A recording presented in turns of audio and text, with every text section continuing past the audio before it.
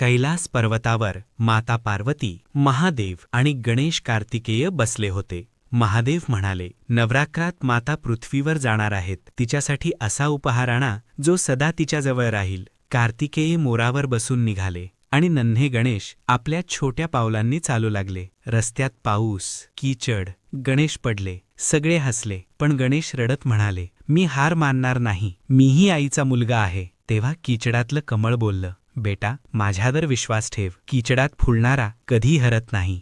गणेशांनी ते कमळ उचललं आणि आईजवळ आणलं. माता पार्वती म्हणाल्या, कीचडातून आलेलं कमळ माझ्यासाठी सगळ्यात मौल्यवान आहे. मी हे कमळ सदा माझ्या हातात ठेवीन. महादेव हसले, कार्तिकेय शांत झाले आणि गणेश जिंकले. जीवनात वेग नसेल, साधन नसतील तरी चालेल, पण विश्वास असेल तर आईचा आशीर्वाद नक्की मिळतो. ही कथा आवडली असेल तर लाईक, कमेंट करा, कारण गणेश अजूनही तुमच्या प्रेमाची वाट पाहतोय.